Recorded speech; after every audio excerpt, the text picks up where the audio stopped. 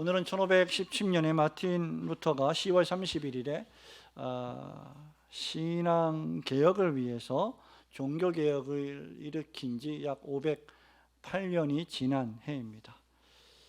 종교 개혁 500주년을 기념한다는 그런 날들이 시간들이 엊그제 같았는데 어느덧 벌써 8년이 더 지나서 508주년이 되었습니다.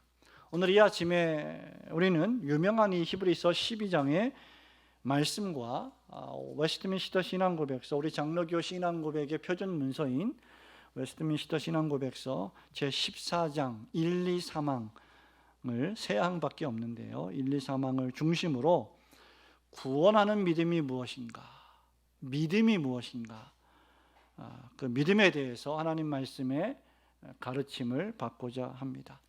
여러분, 성도라고 하면 여러 가지로 우리가 정의할 수 있겠지만 여러분 모두가 성도 아닙니까? 신자 아닙니까? 그러면 성도라고 하면 그 성도를 정의할 수 있는 여러 가지 단어 가운데 하나가 바로 믿는 자이다라는 것이죠. 믿음이 있는 자이다. 성도하면 믿는 자이고 믿음이 있는 자입니다. 그래서 믿음이라고 하는 것은 성도의 삶에서 치명적으로 중요한 주제입니다.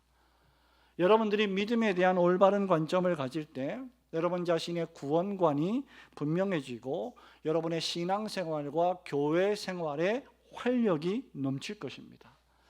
만약에 이 믿음에 관한 견해가 관점이 잘못되어 있다면, 그 믿음에 대해서 그릇된 생각을 가지고 있다면, 한편으로는 자신이 구원받지 못할까 봐, 자신이 천국에 가지 못할까 봐 두려워하는 마음으로, 무서워하는 마음으로, 불안한 마음으로 미신적인 교회 생활을 할 수도 있게 될 것입니다.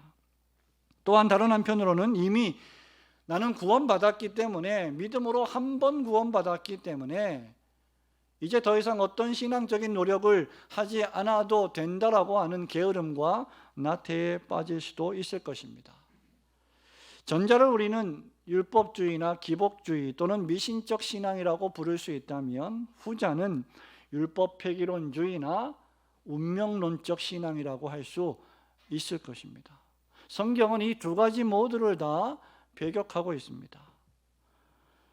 무엇보다도 장로교 신앙의 핵심인 웨스트민스터 신앙고백서 제14장은 그 제목을 그래서 구원하는 믿음이라고 했습니다. 우리가 가지고 있는 믿음, 여러분이 전부 다 믿는 사람들인데 여러분이 가지고 있는 그 믿음의 성격이 무엇인지를 올바로 이해하지 못한다면 우리는 우리가 받은 구원과 또 구원받은 이후에 우리가 어떻게 믿음으로 살 것인가에 대한 잘못된 생각을 가질 수가 있게 될 겁니다. 성도 여러분, 교인들 중에는 믿음이 좋아 보이지만 또는 믿음이 대단히 강한 것처럼 보이지만 사실은 자기 확신이 강한 사람들이 적지 않이 있습니다. 성경과 관계없이, 하나님의 말씀과 관계없이 자신의 신념을 믿는 사람들입니다. 자기 확신이 지나치게 강한 사람들은 하나님의 말씀과 그리스도 앞에 순종하기보다 자기 확신을 가지고 순종하지 아니하고 오히려 다른 사람들을 판단하고 정죄하게 될 것입니다. 이런 사람들은 은혜가 기준이 되지 않습니다. 그리고 자비가 기준이 되지 않습니다.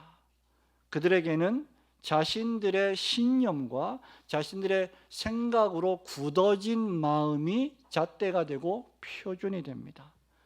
참된 믿음이라고 하는 것은 그런 의미에서 자신을 드러내는 교만한 믿음이 아니라 순종하는, 자신을 겸손히 낮추고 순종하는 겸손한 믿음이어야 할 것입니다. 바리새인을 보십시오. 여러분, 바리새인은 율법을 지키는 일에 대단한 열심을 지녔습니다. 신앙적 열심으로는 흠이 없는 자들이었습니다. 그러나 우리 주님은 그들을 평가하실 때 외식하는 자라고 하셨고, 대접의 겉은 깨끗하나 속은 부패하고 썩어 있다라고 말씀을 하셨습니다. 왜냐하면 그들이 이렇게 종교적인 열심을 내는 것은 하나님을 사랑하기 때문이 아니라 자기의 확신을 사랑하기 때문이라는 것입니다. 그러므로 우리는 믿음이 깊어질수록 더욱 겸손해야 하고, 믿음이 깊어질수록 하나님을 더 깊이 알게 되며 또한 동시에 하나님을 깊이 알게 되면 그 거룩하고 영광스러우신 하나님과 비교해 볼 때 자기 자신이 얼마나 더럽고 불결한 죄인인지를 깨닫기 때문에 그는 필연적으로 겸손할 수밖에 없고 자신의 부족을 인정할 수밖에 없고, 그렇기 때문에 하나님의 말씀과 그리스도를 바라보며 순종하게 되는 것입니다. 그리고 그러한 그리스도를 향한 사랑과 말씀을 향한 사랑은 필연적으로 다른 사람들과의 관계에서 드러나게 됩니다. 그러므로 우리는 이 구원과 믿음, 믿음과 구원의 관계를 깊이 생각해 보아야만 합니다. 구원을 얻기 위해서는 예수 그리스도를 믿어야 한다는 것이 성경의 일관된 주장입니다. 여러분, 어디 그뿐입니까? 히브리서 설교자는 우리가 12장을 보고 있는데 이전 장인 11장 6절에서 뭐라고 말을 하고 있느냐라고 할 때 믿음이 없이는 하나님을 기쁘시게 할 수 없다고 했습니다. 자, 우리가 가지고 있는 믿음, 내가 지금 믿고 있는 하나님을 향한 믿음, 예수님을 향한 믿음, 그리고 성령님을 향한 믿음이 구원하는 믿음인데 그 믿음은 예수 그리스도를 믿는 믿음이다 라는 것이고, 그리고 이러한 믿음이 없이는 하나님을 기쁘시게 할 수 없다라고 우리 예수님께서, 우리 히브리서 설교자가 말씀을 했습니다. 뿐만 아니라 마태복음 14장 31절에 보면 우리 주님께서는 바다를 걷다가 바람이 불어서 무서워 떠는 베드로를 향해서 이렇게 말씀하십니다. 믿음이 작은 자여, 왜 의심하였느냐. 마태복음 16장 8절에서는 떡을 가져오지 않는 제자들을 향해서, 떡을 가져오지 않았다고 해서 이 육신의 떡에 대한 문제를 가지고 걱정했던 제자들을 향해서 믿음이 작은 자들아 어찌 떡이 없으므로 서로 의논하느냐, 논의하느냐, 걱정하느냐라고 책망하셨습니다. 또한 누가복음 17장 5절에 따르면 사도들이 우리 예수님께 간청을 하기를 예수님 우리에게 믿음을 더해 주소서, 믿음을 더하소서라고 기도를 했습니다. 자, 이 모든 말씀들을 종합해 보면 우리가 가지고 있는 믿음은 예수 그리스도께서 주신 예수 그리스도의 믿음인데, 이러한 믿음은 구원적 믿음이며 그리고 이러한 믿음에는 여러 국면이 있다는 사실을 깨닫게 됩니다. 우리의 믿음은 구원하는 믿음인 하나님의 선물인 동시에 또한 뿐만 아니라 인생을 살아가면서 당하는 여러 가지 공격으로 인해서 의심할 수도 있는 믿음이요, 또 작아질 수도 있는 믿음이요, 약해질 수도 있는 믿음이라는 사실입니다. 동시에 믿음이 작은 자도 있고 믿음이 큰 자도 있다라고 우리 예수님이 복음서에서 수시로 말씀하셨습니다. 더 나아가 사도들이 우리에게 믿음을 더하소서라고 말한 것처럼, 기도한 것처럼 주님께서 믿음을 더해 주신다면 우리의 믿음이 지금보다 더 강해질 수도 있는 믿음이라는 사실입니다. 성도 여러분, 우리는 평생 하나님을 믿고 예수님을 믿고 성령님을 믿는 믿음의 사람들입니다. 여러분들의 평생의 소원은 믿음이 더 좋아지는 것일 것이며, 여러분의 목사인 저는 여러분들이 이전보다 지금보다 내일이, 내일보다 모레가 훨씬 더 믿음이 좋은 사람들이 되기를 원합니다. 그렇다면 우리가 가지고 있는 이 믿음이 무엇인가? 또 우리가 이 믿음이 더 강해지고 주님께서 우리에게 믿음을 더하여 주소서라고 간구하는 그 기도의 의미가 무엇인지를 어떻게 이해하느냐를 우리는 말씀을 통해서 깨닫게 될 것입니다. 성경이 말씀하고 신앙고백서가 가르치는 믿음에 대해서 우리가 수없이 많은 이야기를 할 수 있지만 종교개혁주의를 맞이해서 크게 세 가지 교훈을 여러분들에게 말씀드리기 원합니다. 첫 번째로 구원하는 믿음 또는 구원적 믿음, 영어로 saving faith. 믿음은 믿음인데 그 믿음이 우리를 구원으로 인도하는 믿음이라고 할 때 그 구원하는 믿음은 믿음의 주인 되신 예수 그리스도께서 여러분들의 영혼 속에 믿음을 일으켜 여러분들을 구원에 이르게 하는 하나님의 은혜입니다. 가장 간단하게 짧게 요약을 하자면 믿음은 하나님의 은혜입니다. 한번 따라해 보실까요, 여러분? 믿음은 하나님의 은혜입니다. 예, 여러분 2절 말씀 우리 함께 봉독하도록 하겠습니다. 믿음의 주요 시작. 믿음의 주요 또 온전하게 하시는 이인 예수를 바라보자. 그는 그 앞에 있는 기쁨을 위하여 십자가를 참으사 부끄러움을 개의치 아니하시더니 하나님 보좌 우편에 앉으셨느니라. 아멘. 히브리서 설교자는 초기 교회의 교인들에게 예수님을 바라보자. 야, 예수님을 바라봐라. 너희들만 바라보라가 아니라 같이 우리 예수님을 바라보자. 이렇게 권면하고 명령합니다. 여기 예수님을 바라보자라고 하는 이 말은 예수님께 우리의 시선을 고정시키자, 시선을 분산시키지 말고 그리스도 예수께 우리의 눈을 고정시키자라는 문자적인 의미를 가지고 있습니다. 그 이유가 무엇일까요? 거두절미하고 여러분들이 예수님을 믿으면서 예수님에게만 시선을 고정시켜야 할 유일한 이유가 있다고 하면 그 예수 그리스도야말로 여러분을 구원으로 인도하는 믿음의 주요, 또 여러분의 믿음을 온전하게 하시는 분이시기 때문입니다. 믿으시기를 주님의 이름으로 축원합니다. 여기 믿음의 주라고 하는 헬라어 언어의 뜻은 믿음의 기원, 믿음의 원천 또는 믿음의 시작, 믿음을 창시하시는 분이라는 뜻입니다. 그리고 온전하게 하시는 이라고 하는 헬라어 언어는 perfecter, 완성자이십니다. 우리 믿음의 완성자, 즉 우리의 믿음을 완성시켜 주시는 분이 누구시다? 예수 그리스도이시다 라는 말씀입니다. 여러분, 이 말씀 무엇을 의미합니까? 이 말은 나를 구원하는 구원적 믿음이 예수님으로부터 시작해서 예수님에 의해서 진행되고 예수님에 의해서 여러분이 받은 그 구원적 믿음이 종국에 완성된다는 것입니다. 믿음의 시작과 믿음의 진행과 믿음의 끝이 완전히 예수 그리스도의 주권에 달려 있다는 말입니다. 여러분, 바울은 빌립보서 1장 6절에서요 이 믿음을 다음과 같이 설명을 합니다. 너희 안에서 착한 일을 시작하신 이가, 이게 믿음의 시작입니다.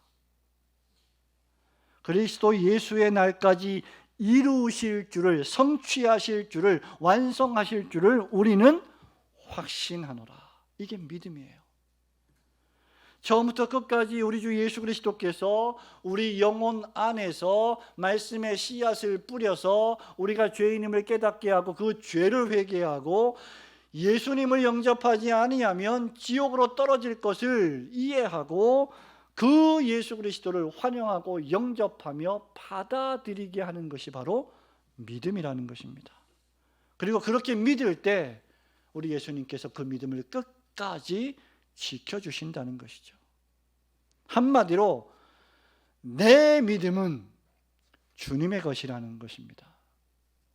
웨스트민스터 신앙고백서 제14장은 이것을 가리켜서 구원하는 믿음이라고 불렀고 1항에서 이것을 믿음의 은혜라고 불렀습니다. 성도 여러분, 믿기는 내가 믿었는데 왜 이것을 믿음의 은혜라고 부릅니까? 믿기는 내가 믿었지만 믿게 하신 분도 주님이시기 때문입니다.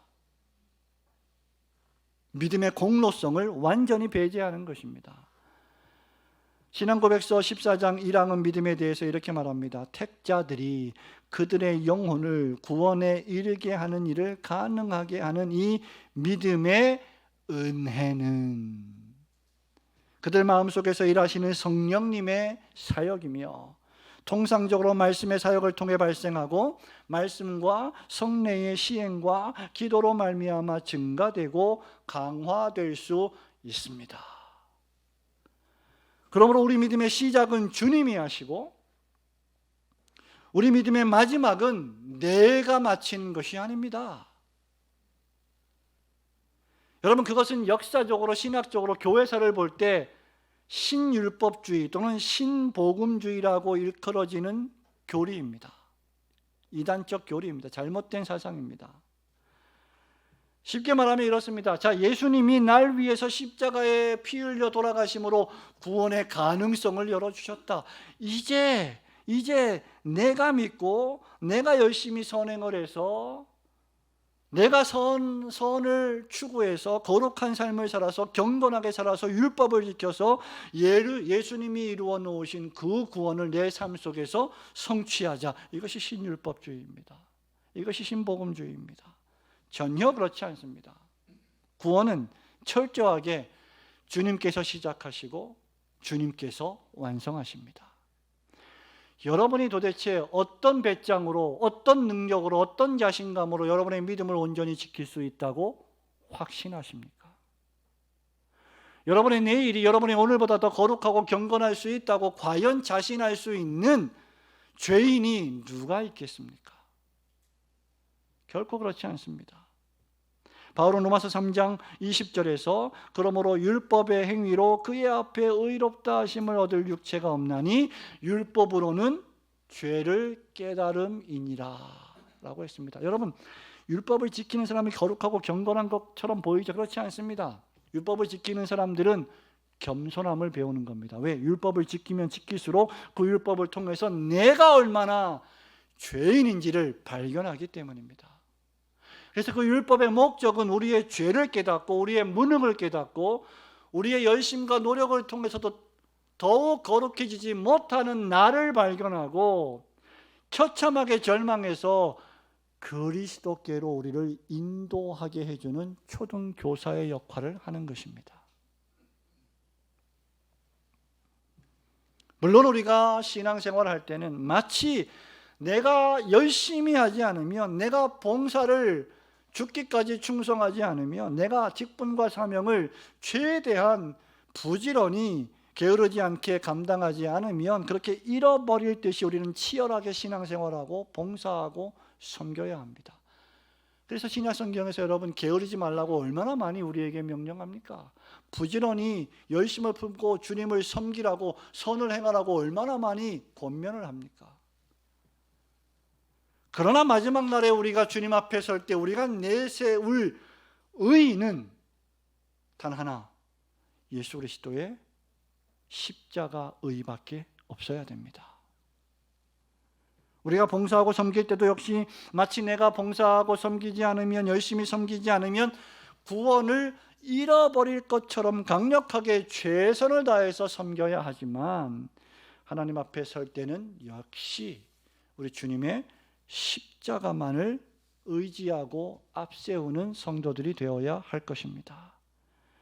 왜 그렇습니까? 여러분이 무슨 일을 하든지, 여러분이 이제까지 무슨 큰 교회를 위한 업적과 봉사를 남겼든지 관계없이 우리 죄를, 우리의 봉사와 우리의 섬김이, 우리의 선행이 우리의 죄를, 우리의 더러운 본성을 동의서에서 먼 것 같이 없애버리지 못하기 때문입니다. 우리의 죄를 완전히 동의서에서 먼 것 같이 멀리 던져버리시고 기억조차 하지 아니하시고 우리를 단 한 번도 죄를 지어본 적이 없는 것처럼 의인으로 의롭다고 인정해 주시기 위해서 모든 율법을 다 순종하시고 십자가에 죽기까지 날 위하여 순종하셨던 그 예수 그리스도의 공로가 우리의 믿음보다, 우리의 선행보다, 우리의 알량한 업적보다 훨씬 더 크고 위대하시기 때문입니다. 믿음이란 하나님의 말씀을 읽거나 말씀 설교를 듣거나 친구의 간증이나 증언을 통해서 복음이 전파될 때 성령님께서 여러분들의 마음의 문을 열어주셔서 여러분들이 죄인임을 깨닫고 그 죄를 회개하고 예수 그리스도를 영접하게 해 주셨던 하나님의 은혜입니다. 여러분이 이 자리에 앉아있는 것 자체가 공로가 아니요 하나님이 여러분에게 구원하는 믿음을 주신 은혜의 결과라는 것입니다. 여러분이 죄인임을 인정하고 예수님을 믿고 영접하고 의지하며 모든 죄를 씻고 구원을 얻었다면 그것은 여러분의 공로도 업적도 선행의 결과도 아니라 철저하게 하나님이 주시는 은혜의 결과입니다. 그래서 우리는 자랑할 것이 하나도 없는 거예요. 바울이 고린도 교회, 로마 교회 편지하면서 그러므로 자랑할 데가 어디 있느냐? 우리의 자랑은 예수 그리스도의 십자가밖에 없느니라고 말씀한 것입니다. 여러분이 주 예수를 믿고 이 자리에 나와 예배를 드리게 된 것 자체가 구원하던 믿음의 은혜를 받은 결과입니다. 하나님께서 은혜로 여러분에게 믿음을 주시지 않았다면 여러분은 절대로 여러분이 죄인이었다는 사실을 깨닫지 못했을 것입니다. 하나님께서 여러분에게 은혜로 믿음을 주시지 않았다면 여러분은 절대로 스스로 여러분의 두 발을 걸어서 교회당으로 나오지 않았을 것입니다. 하나님께서 여러분에게 구원하는 믿음의 은혜를 주시지 않았다면 여전히 내가 이 세상에서 가장 똑똑하고 지혜로운 자인 것처럼 교만하게 살았을 것입니다. 그런데 그 모든 것을 우리에게 깨닫게 하시기 위해서 성령님을 통하여 말씀으로 우리를 믿음의 은혜로 인도해 주신 것입니다. 만약 그렇지 않았다면 우리는 지옥에 떨어졌을 것이고 여전히 지옥 같은 세상에서 죄를 지으며 살아갔을 것입니다. 그렇게 바울은 에베소 교회에 편지하면서 에베소서 2장 8절에서 이렇게 유명한 말씀을 선포하는 것입니다. 너희는 그 은혜에 의하여 믿음으로 말미암아 구원을 받았으니 이것은 너희에게서 난 것이 아니요 하나님의 선물이라. 여러분이 받은 구원은 하나님이 주신 믿음이라는 은혜의 결과입니다. 그러므로 여러분이 죄인 중에 괴수였던 여러분들에게 하나님 말씀을 통하여 구원하는 믿음을 선물로 주셔서 이 거룩한 주일날 영원한 생명을 소망하며 예배를 드릴 수 있는 자리에 앉아 있다는 사실에 항상 감사하시는 믿음의 사람들이 되시기를 주님의 이름으로 축원합니다. 두 번째로 구원하는 믿음은, 첫 번째는 이 구원하는 믿음이 전적으로 하나님이 우리에게 주시는 은혜의 선물이다라는 것입니다. 두 번째는 구원하는 믿음은 그렇기 때문에 오직 그리스도만을 받아들이고 의지하며 그분이 하신 약속만을 붙잡게 됩니다. 그것이 구원하는 믿음이 하는 일입니다. 구원하는 믿음은 무슨 일을 하느냐라고 할 때 신자로 하여금 다른 것을 보지 않고 그리스도만 바라보게 하고 그분이 하신 약속의 말씀을 믿고 굳게 지키게 한다는 것입니다. 2절 말씀을 한 번 더 우리 보겠습니다. 믿음의 주요 시작. 믿음의 주요 또 온전하게 하시는 이인 예수를 바라보자. 그는 그 앞에 있는 기쁨을 위하여 십자가를 참으사 부끄러움을 개의치 아니하시더니 하나님 보좌 우편에 앉으셨느니라. 아멘. 여기 예수님을 바라본다 라고 하는 말이 무엇을 의미합니까? 아까도 말씀드린 것처럼 우리의 눈을 예수님께 고정시킨다는 거예요. 그 외에 계속 바라다본다. 한 번만 예수님 바라보고 끝나는 게 아니라 계속 예수 그리스도를 바라본다. 그리고 그 예수 그리스도를 자세히 들여다본다, 조사한다, 살펴본다, 이 뜻을 가지고 있습니다. 그리고 이 예수님을 바라본다라고 하는 말은 과거 시제도 아니고 과거에 한번 바라봤던 것도 아니고 미래에 바라볼 것이다도 아니고 현재 시제로 기록되어 있으므로 계속해서 영원토록 현재의 지금 이 시간에 예수님을 바라보아야 한다. 그 의미를 가지고 있습니다. 여러분, 누구를 바라보라고 했습니까? 예수님을 바라보라고 했습니다. 예수님을 바라본다는 것은 예수님의 존재와 그분이 우리를 위해 행하신 그리고 우리를 위하여 약속하신 말씀을 바라보고 전적으로 믿고 신뢰하고 의지하는 영혼의 행위입니다. 이게 믿음이에요. 믿음이 좋은 사람 어떤 사람이냐?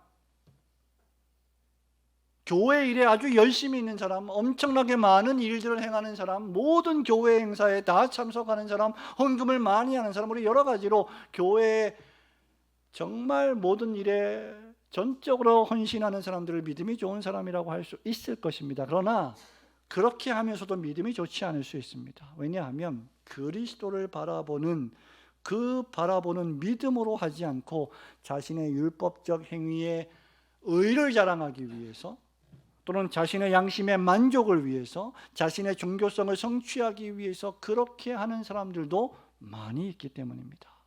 그게 바리새인들이었어요. 그래서 히브리서 설교자는 우리에게 너희들이 신앙생활을 할 때, 너희들이 주의 몸된 교회를 섬길 때 예수님을 바라보아야 한다. 예수만을 바라보아야 한다. 이렇게 말씀을 한 것입니다.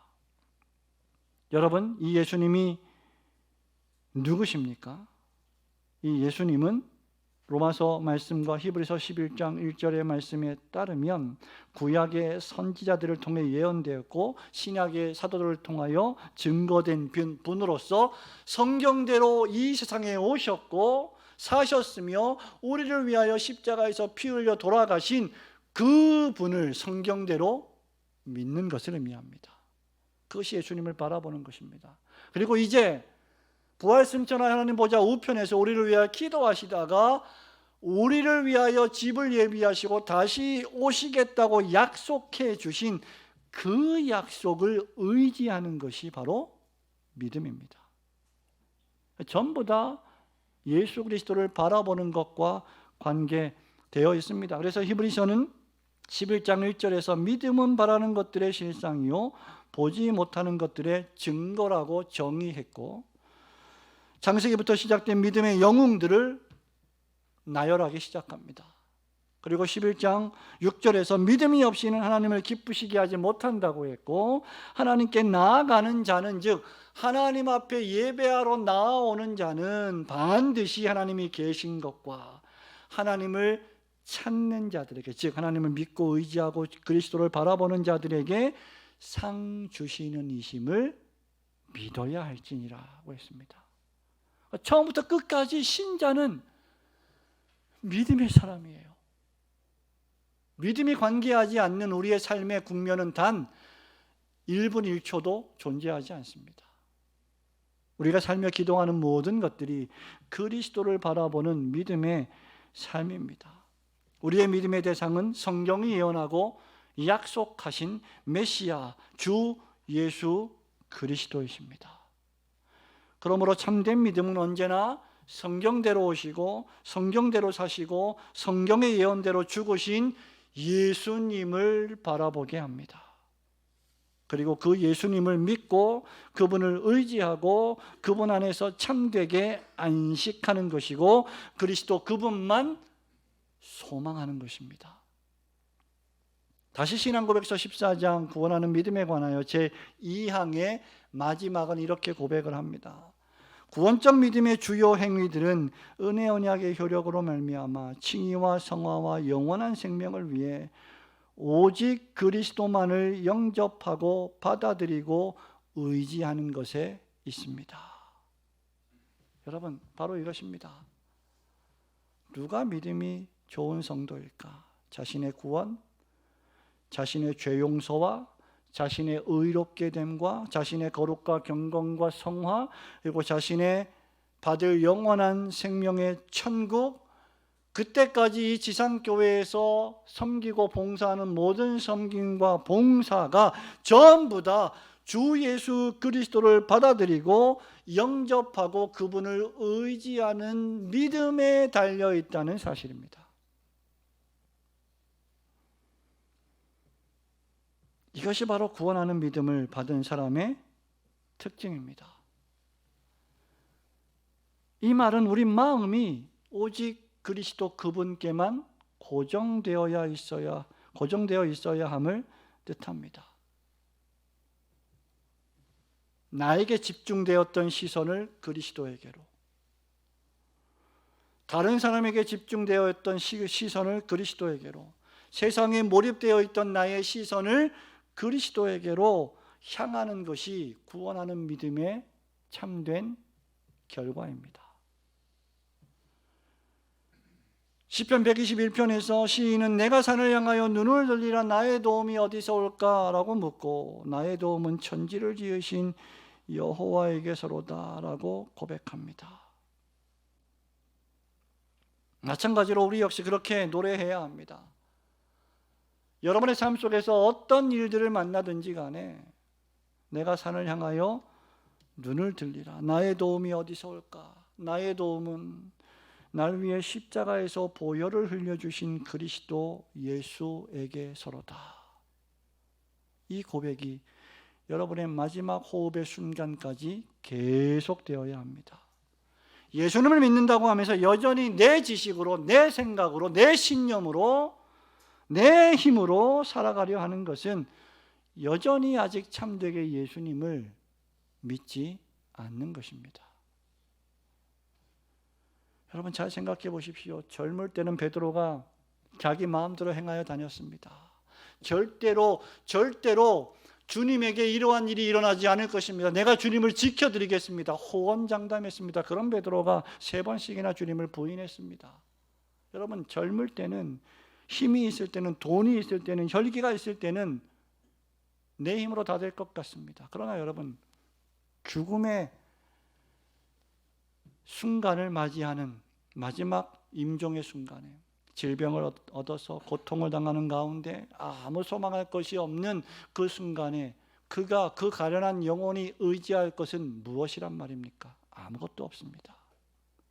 그래서 전도자는 청년들에게 혈기방자한 청년들에게 너희가 앞으로 아무 낙이 없다고 할 때가 가깝기 전에 너의 창조자를 기억하라 했던 것입니다. 우리는 잘 깨닫지 못합니다. 우리는 얼마나 믿음이 없는 사람인지 우리의 힘으로 모든 것을 다 하려고 생각을 합니다. 그러나 참된 믿음은 하나님의 말씀의 뜻대로 행하는 사람들입니다. 이런 구원하는 믿음을 선물로 받은 사람들은 그래서 하나님의 말씀인 성경을 읽을 때 무슨 문학책으로 읽지 않고 생명의 책으로 읽습니다.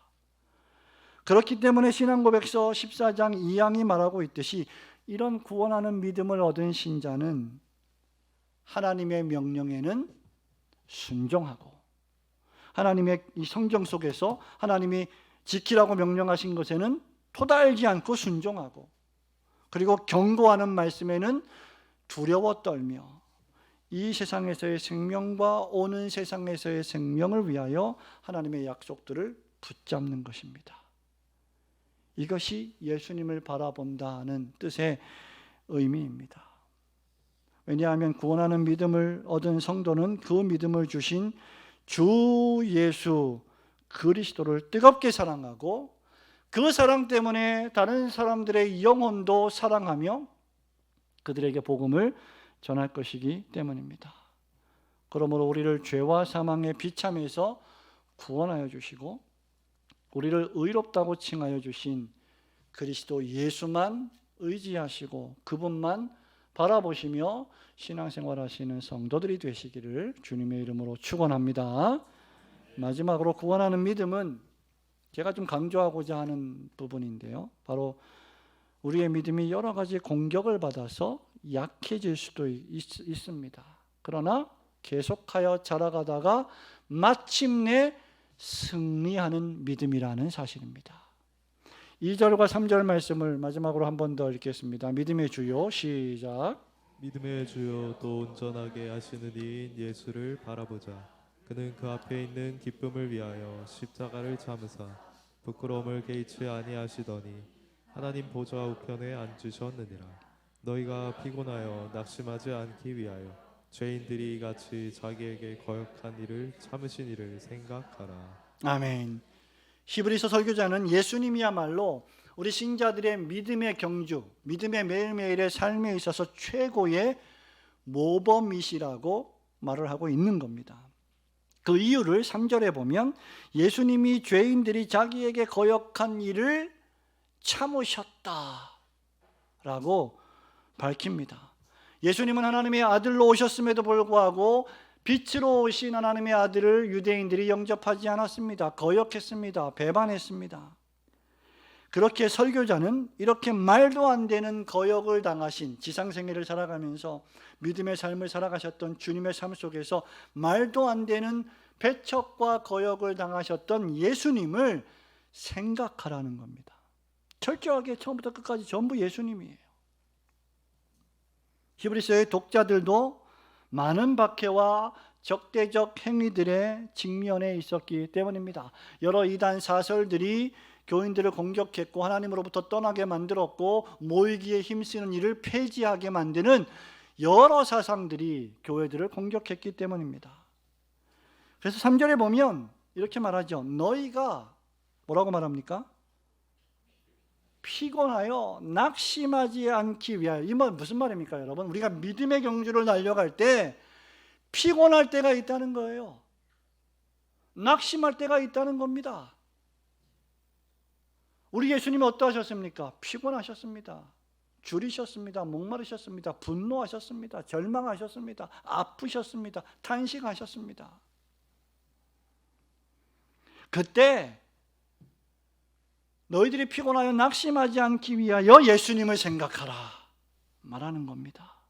여러분, 이 말씀의 초점은 예수님이야말로 우리 믿음, 우리의 신앙의 가장 최고의 모범이 되신다는 말입니다. 여러분, 사람을요 모범으로 삼지 마십시오. 사람은 믿음의 대상이 아니라 사랑의 대상입니다. 그 누구도 사람을 여러분의 모범으로 삼지 마십시오. 그 사람이 무너지는 날 여러분도 같이 무너집니다. 우리 예수님은 그 앞에 있는 기쁨을 위하여 십자가를 참으셨고 부끄러움을 개의치 않으셨습니다. 그리고 우리 주님은 40일 동안 금식하신 이후에도 믿음을 공격하는 사단 마귀의 유혹과 공격에 맞서 싸우셨습니다. 여러분, 우리 주님께서 복음서에 보면 사도 베드로의 믿음을 흔드는 사단 마귀인 것을, 베드로의 믿음을 흔드는 것이 밀가 부르듯이 흔드는 자가 사단 마귀인 것을 아시고 베드로가 믿음이 떨어지지 않기를 어떻게 했다고 하셨습니까? 기도하셨다고 했습니다. 베드로도 모르는 사이에 기도하셨다. 누가복음 22장 31절이 이렇게 말씀합니다. 시몬아 시몬아 보라, 사단이 너희를 밀가 부르듯 하려고 요구하였으나 그러나 내가 너를 위하여, 그 다음 내 믿음이 떨어지지 않기를 기도하였으니 너는 돌이킨 후에 내 형제를 굳게 하라. 그리고 결정적으로 우리 주님은 우리의 구원과 영생을 위하여 기꺼이 십자가를 지시고 피를 흘리시고 그 모든 거역들을 참아내시고 그 십자가에 못 박혀 돌아가셨습니다. 그리고 그 고난을 통하여 더 좋은 것이 올 것을 아셨습니다. 그 고난을 통하여 올 더 좋은 상급은 바로 그분의 십자가를 통하여 우리가 구원을 얻고 구원적 믿음을 통하여 하나님의 나라를 향하여 달려가는 믿음의 사람들, 하나님의 택자들의 구원이었습니다. 이것 때문에 주님께서 십자가를 참으신 것입니다. 그러므로 우리 주님이야말로 우리가 신앙생활할 때, 교회에서 직분자로 섬길 때, 성도로 주님을 섬길 때 따라가야 할 믿음의 모범 중에 모범이 아니십니까? 또한 이런 주님을 본받아 믿음의 경주를 달려갈 때 우리 역시 이제 마침내 주님과 함께 하나님 보좌 우편에 앉아서 온 세상을 다스리게 될 것입니다. 시편 110편 1절 이렇게 말합니다. 여호와께서 내 주에게 말씀하시기를 내가 내 원수들로 내 발판이 되게 하기까지 너는 내 오른쪽에 앉아있으라 하셨도다. 우리 주님은 여러분들의 연약한 믿음을, 불완전한 믿음을 이끌어서 완성해 주실 뿐만 아니라 그 완성된 믿음의 소유자로 하나님의 나라 우편에서 그리스도와 함께 세상을 다스리는 왕으로 세워주실 것입니다. 그것이 히브리서 12장 2절의 말씀의 엄청난 의미입니다. 그러므로 여러분, 예수님이 당하신 십자가 죽으심과 거역에 비하면 여러분이 지금 당하고 있는 어려움이나 고난이나 적대 행위들은 사실은 아무것도 아니지 않습니까? 예수님의 십자가 죽음과 어떻게 비교할 수 있겠습니까? 그러니 예수님의 인내야말로 신자들이 본받아야 할 최고의 인내입니다. 11년 동안 올고든 교회를 목회하면서 또 여러분들이 지난 11년, 10년, 5년, 7년 동안 주님을 섬기고 하나님 나라를 위하여 살며 말씀 따라 교회 중심의 신앙생활을 올곧게 수행해 나갈 때 여러분들에게도 역시 주변에 박해가 있을 수 있고 적대 행위가 있어서 피곤할 때가 있고 낙심될 때가 있습니다. 여러분의 연약한 육체 때문에 낙심될 때가 있습니다. 여러분, 사단 마귀의 유혹 때문에 우리가 흔들릴 수 있습니다. 더 나아가 우리의 게으름 때문에 우리의 믿음이 약화될 때도 있습니다. 그러나 그때 우리를 위하여 참으신 예수 그리스도를 깊이 생각하며 마음을 새롭게 하고 믿음을 견고히 해야 할 것입니다. 그래서 히브리서 설교자는 12장을 시작할 때 이러므로라고 시작하는 겁니다. 이러므로, 그러므로 11장에서 언급한 우리 신앙의 위대한 믿음의 선배들을, 그 모범들, 그 구름같이 둘러싼 허다한 증인들이 이미 우리에 앞서서 우리보다 훨씬 더 큰 고난과 적대 행위와 어려움을 겪었고 믿음의 경주를 다 달려갔다, 그 말을 하고 있는 거예요. 거대한 증인들이 천국에 있다라는 겁니다. 11장 32절에서 설교자가 이렇게 말합니다. 내가 무슨 말을 더하리요? 기드온, 바락, 삼손, 입다, 다윗 및 사무엘과 선지자들의 일을 말하려면 시간이 부족하리로다. 여러분, 이 모든 우리 신앙의 선배들은 믿음의 경주를 성공적으로 마쳤습니다. 즉 여러분이 지금 어떤 믿음의 어려움, 이 믿음의 생활을 하면서 어떤 낙심과 절망, 의심하는 마음, 그런 어떤 어려움, 괴로움, 질병, 사건, 사고에 직면하고 있다 할지라도 그러한 어려움을 당하는 자들이 여러분 혼자가 아니라는 겁니다. 이미 우리 신앙의 선배들이 그 모든 길을 걸어갔다는 거예요. 결코 견디지 못할 것 같고 포기할 것 같고 포기하고 싶고 마치지 못할 것 같은 경주를 계속했고 하루하루 달려갔고 일주일, 1년, 2년 달려갔고 마침내 달려갈 길을 다 달려갔습니다. 사도 바울이 이렇게 말하죠. 내가 달려갈 길을 다 마치고 그 다음 내 믿음을 지켰으니 이후로는 그리스도께서 나를 위하여 생명의 면류관을 주실 것이다. 그런데 여러분, 이제 중요한 포인트가 이것입니다. 우리 역시 믿음의 경주를 달려가야 되는데, 달려왔고 지금도 달려가고 있고 앞으로도 달려갈 텐데, 그때 우리의 믿음의 이 발걸음을 방해하는 것들이 있다라는 거예요. 여러분, 그것이 무엇입니까? 무거운 것과 얽매이기 쉬운 것을 벗어버리고, 경주하는 선수들에게 승리를 위한 단호한 결심이 있어야 하는 것은 이 경주를 달려가지 못하게 만드는 거추장스러운 옷들이, 죄악들이, 본성들이, 나태함이, 게으름이, 얽매이기 쉬운 습관들이 있다는 겁니다. 벗어버려야 된다는 거예요. 무거운 것들을 벗어버리고 최대한 가볍게 결승선을 통과하기 위하여 운동선수들이 달리기를 하듯이 우리 그리스도인들도 사도 바울이 그렇게 운동선수처럼 비유하면서 우리에게 명령하고 있지 않습니까? 그리스도인들 역시 세상 선수들 못지않게 이 믿음의 경주에 승리하기 위해서는 죄송하지만 단호한 결심과 훈련이 필요합니다. 그래서 여러분, 예수님 한 번만 믿으면 천국 가는 것이지 그 다음에 훈련이 뭐 필요하고 교육이 뭐 필요하고 공부가 왜 뭐 필요하냐, 그것이야말로 구원파적 신앙이에요. 만약에 정말 우리가 구원적 믿음을 가졌다면 그러한 성도들은 그렇게 말할 수 없습니다. 그렇게 말하지 않습니다. 그래서 우리에게 그 믿음의 경주에서 승리하기 위해 시브리서 설교자는 우리에게 그리스도 예수를 바라보라. 왜? 너의 힘으로만 하면 실패할 것이기 때문에 우리 믿음의 주요, 우리 믿음의 시작이시요, 우리 믿음의 완성자가 되시는 그분께서 이루어 주셨고 이루어 주실 것을 믿음으로 달려가라는 거예요. 여러분, 왜 우리가 주님을 바라보아야 할까요? 왜냐하면 여러분들 각각의 믿음이 다 다르고 그 믿음이 뿐만 아니라 공격당하기 때문입니다. 신앙고백서 14장 마지막 강인 제3항이 이렇게 고백합니다.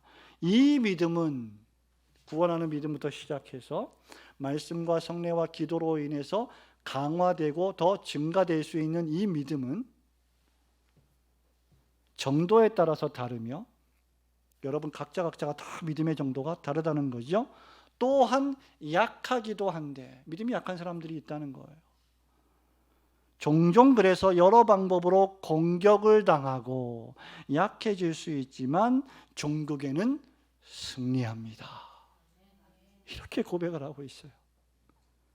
우리 믿음의 저자이시고 완성자이신 그리스도를 통하여 완전한 확신을 성취하기까지 이 믿음은, 여러분이 가지고 있는 이 믿음, 크고 작은 믿음, 약해질 수도 있는 믿음, 강할 수도 있는 믿음, 그래서 저 사람은 왜 믿음이 저럴까라고 하지만 약한 믿음이기 때문에 그렇습니다. 그럴 때 그 완전한 확신을 성취하기까지 이 믿음이 여러 방법을 통하여 자라갈 것이고 마지막에는 승리할 것입니다. 그래서 인내가 필요한 거예요. 골로새서 2장 2절과 3절은 이렇게 말합니다. 이는 그들로 마음의 위안을 받고 사랑 안에서 연합하여 확실한 이해의 모든 풍성함과 하나님의 비밀인 그리스도를 깨닫게 하려 합니다. 여러분, 믿음이 뭡니까? 그리스도의 비밀을 깨닫는 거예요. 확실한 이해가 동반되어야 합니다. 그냥 주일날 한번 교회 나와서 1시간 예배, 이건 종교 생활입니다. 그리스도를 깨닫는 거예요. 이 그리스도를 깨닫는 삶을 살지 않으면 10년, 20년을 교회를 다녀도 그냥 왔다 갔다 하는 거가 되는 거죠. 왜냐하면 그 안에는 지혜와 지식의 모든 보화가 감추어져 있느니라. 히브리서 6장 11절 12절도 이렇게 말합니다. 우리가 간절히 원하는 것은 너희 각 사람이 동일한 부지런함을 나타내어 끝까지 소망의 풍성함에 이르러 게으르지 아니하고 믿음과 오래 참음으로 말미암아 약속들을 기업으로 받는 자들을 본받는 자 되게 하려는 것이니라. 성도 여러분, 어떻게 해야 게으르지 않고 부지런함을 나타내어 믿음과 오래 참음으로 그리스도께서 하신 약속을 기업으로 받을 수 있을까? 어떻게 해야 그리스도의 비밀을 더 잘 이해할 수 있을까? 쓸데없는 다른 것들에 여러분의 시선을 고정시키지 말고 그 눈을 그리스도에게만 집중하는 것입니다. 그 방법은 하나님께서 우리에게 믿음을 불러일으키고 그 믿음을 강하게 해주시기 위해서 주신 은혜의 방편들을 부지런히 사용하는 거예요. 그 은혜의 방편들이 무엇입니까? 하나님의 말씀인 성경입니다. 여러분의 믿음이 왜 자라지 않습니까? 하나님의 말씀을 대하는 여러분의 태도에 달려 있습니다. 여러분의 믿음이 강해지려면 하나님의 말씀인 구약과 신약 성경을 부지런히 읽고 생명처럼 그 약속의 말씀을 지켜야 합니다. 하나님의 말씀인 성경을 읽는 것, 예배에 불참하지 않는 것, 설교를 집중해서 듣고 은혜를 받는 것. 여러분, 우리 웨스트민스터 표준문서에 보면 신앙고백서, 대요리문답, 소요리문답이 있지만 교회 정치와 또 하나 중대한 예배 모범이 있습니다. 예배 모범이란 우리가 예배를 어떻게 드려야 할 것인가를 규정해 놓은 원리인데, 그 예배 모범의 규정적 원리 가운데 어떤 것들이 있냐면, 많이 여러분 그 중에 하나가 예배 말씀 전, 설교 전 기도입니다. 설교 전에 성령의 조명을 위한 기도를 하고, 목사가 설교하는 거 예배의 규정적 원리입니다. 설교 후에 기도하는 것도 역시 예배의 원리입니다. 그리고 놀랍게도 설교를 듣는 것. 여러분이 설교를 듣는 것이 예배의 순서에 없지만 원래 예배 모범에 예전에 들어가 있는 겁니다. 설교를 주의해서 잘 듣는 것, 그것이 예배의 규정의 원리예요. 이게 왜 중대합니까? 우리의 믿음이 말씀을 통해서 발생하기 때문입니다. 우리의 믿음이 말씀을 통해서 강건해지기 때문입니다. 설교를 집중해서 듣고 은혜를 받기, 목회자의 사랑의 권면에 순종하는 일, 세례와 성찬이 시행되는 주일에 특별히 더욱 빠지지 않으려고 애쓰는 일, 기도에 열심을 내는 일, 여러분, 이 모든 방법을, 이 여러 가지 방법들을 통해서 우리의 믿음이 자라가는 것입니다. 그러므로 이러한 여러 가지 방법들로부터 나를 멀리 떠나게 하려는 모든 시도를 여러분 제거하십시오. 여러분, 왜 어떻게 우리가 일주일을 살면서 단 한 번만 예배를 드리고 우리의 신앙을 지킬 수가 있겠냔 말입니다. 우리가 어떻게 일주일을 살면서 말씀 한 장도 읽지 않고 어떻게 우리의 믿음을 성장시킬 수 있단 말입니까? 불가능합니다. 사단 마귀가 여러분 할 수만 있으면 우리의 믿음이 떨어지기를 간절히 기도합니다. 마귀가 우리가 하나님을 멀리하고 교회를 멀리하도록 여러 가지 방법으로 우리를 공격합니다. 여러분의 연약한 육체와 아직도 남아있는 연약한 죄의 본성이 경건훈련을 게을리하게 만들고 하나님, 예수 그리스도, 성령님 말씀에 집중하게 하기보다 주변적인 교회의 사안들에 내 시선을 고정시켜서 믿음을 떨어뜨리게 만듭니다.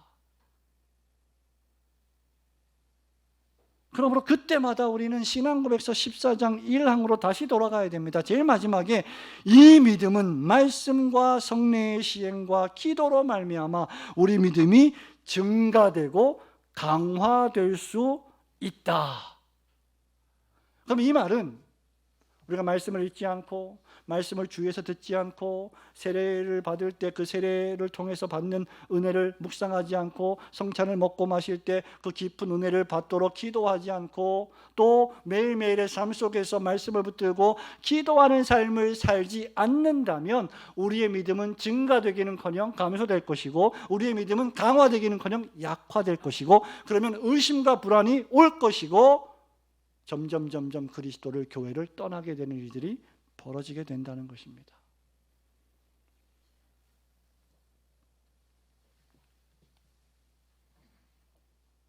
그래서 여러분 할 수만 있으면 다시 말씀 앞으로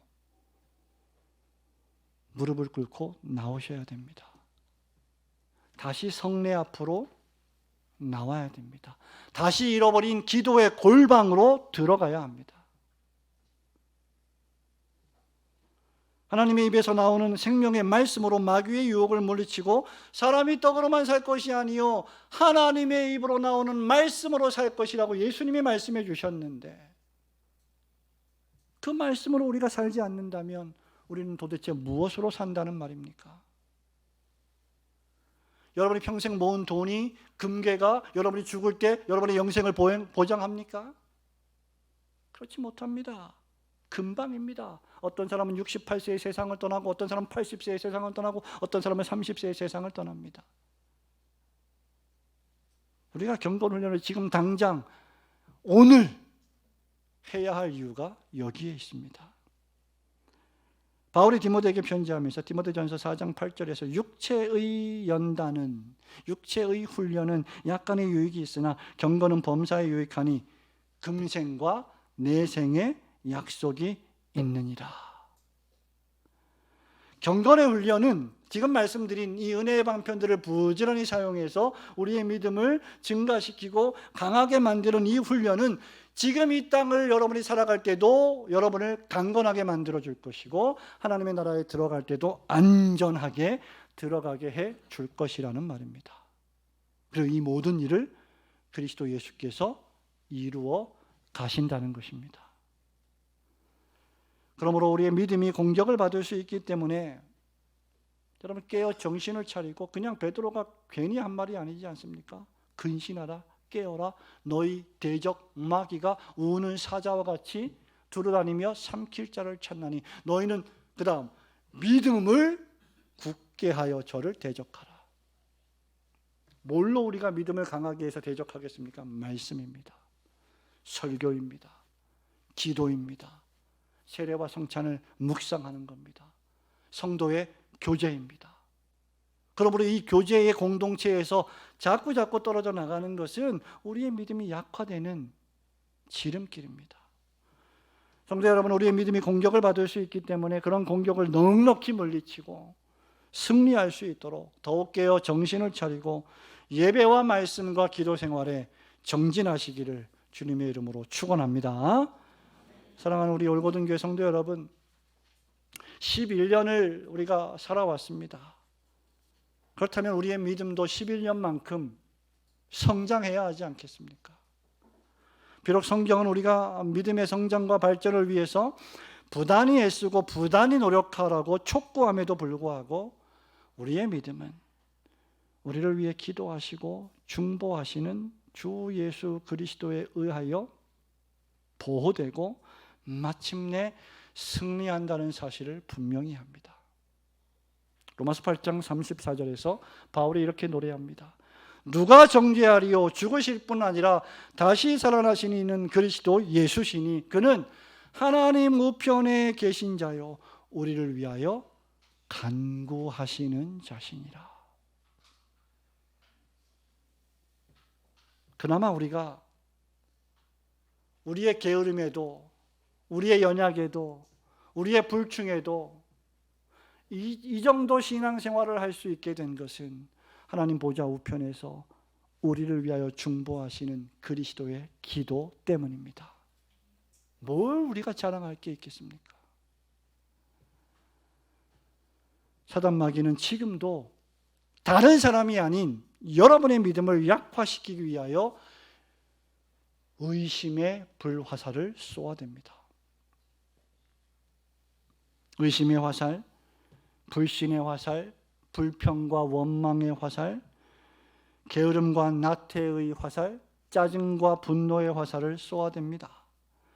육체의 정욕과 쾌락이라는 화살, 너무 바빠서 기도할 수 없다는 핑계의 화살들을 우리의 영혼에 쏘아댑니다. 뭐 예배만 드리면 되지, 뭐 직분을 가지고 섬겨야 되나, 뭐 여러 가지 교회 일을 해야 되나 라고 하는 자기 합리화의 화살을 쏘아댑니다. 이런 공격에 속수무책으로 당하게 되면 결국 우리의 믿음까지 빼앗기고 파산하게 될 위험에 노출됩니다. 이때 필요한 것이 믿음의 방패입니다. 사도 바울이 여러분 에베소 교회 성도들에게 에베소 6장에서 하나님의 전신갑주를 입으라고 말하죠. 사단과 마귀를 싸우기 위해서 하나님의 전신갑주를 입으라. 그리고 마귀를 대적하여 싸우라고 명령하는데 거기서 끝이 아니에요. 6장 16절에 보면 이 모든 것 위에, 즉 하나님의 전신갑주를 다 입고 싸울 임전무태의 자세로 싸울 자세를 갖추되 이 모든 것 위에 믿음의 방패를 가지라. 이 믿음의 방패가 무엇입니까? 예수 그리스도였습니다. 처음부터 끝까지 예수 그리스도를 영접하고 믿고 의지하는 영혼의 행위가 믿음의 방패입니다. 이 믿음의 방패를 높이 들고 있어야 능히 악한 자의 모든 불화살을 소멸할 수 있게 될 것입니다. 성도 여러분, 여러분은 이 믿음의 방패를 소유하고 계십니까? 사단마귀의 모든 화살과 창과 칼을 맞고 신자의 믿음을 보호해 주시는 예수 그리스도의 방패를 소유하고 계십니까? 이 방패야말로 우리 믿음의 주요 또 우리를 온전하게 하시는 이인 예수 그리스도이십니다.